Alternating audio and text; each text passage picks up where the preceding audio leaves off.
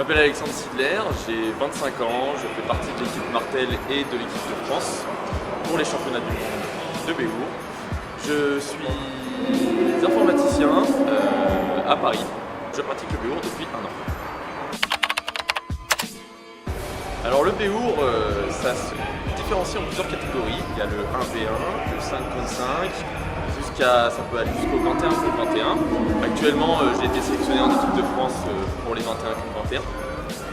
Alors les règles, c'est assez simple, surtout pour les 5 contre 5 et les 21 contre 21. Le but étant de faire tomber l'équipe adverse et l'équipe gagnante est celle qui restera debout en dernier.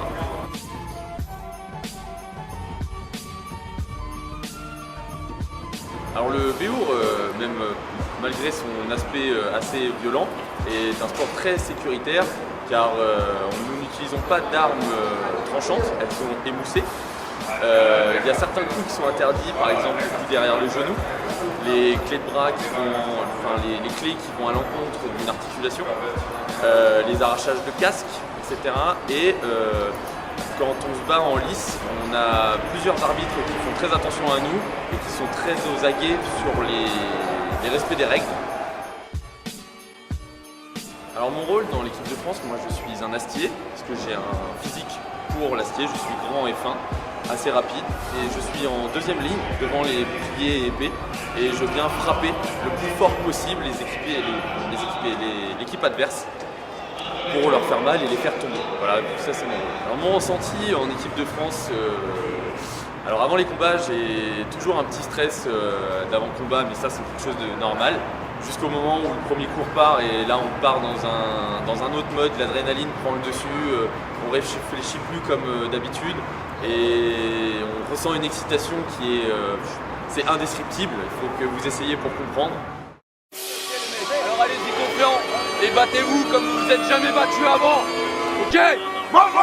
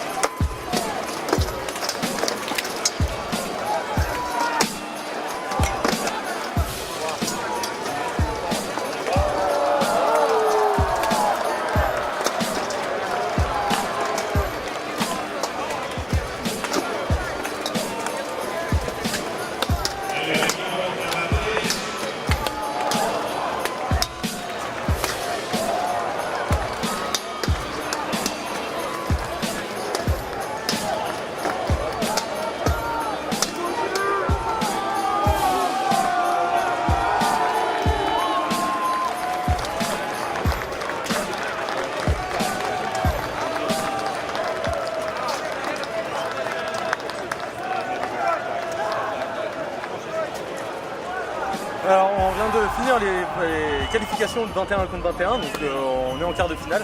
Comme vous pouvez le voir, je suis un peu claqué. Voilà, je me suis battu contre les Ukrainiens et contre l'Espagne. J'ai pas eu le temps de j'ai pas pu faire les autres matchs parce que voilà, je suis nouveau dans l'équipe. C'était super, c'était génial, à fond, bonne sensation sportive, bonne cohésion. On y est allé, on a foncé et puis on a tout donné de ce qu'on pouvait, donc voilà, à fond quoi.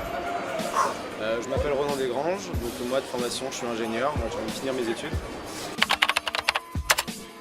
Moi j'ai découvert le Béour complètement par hasard en fait, en cherchant des pièces d'armure pour à la place au début d'un costume en fait, un costume médiéval. Donc je suis tombé sur des photos, des vidéos sur internet, ça m'a vachement plu.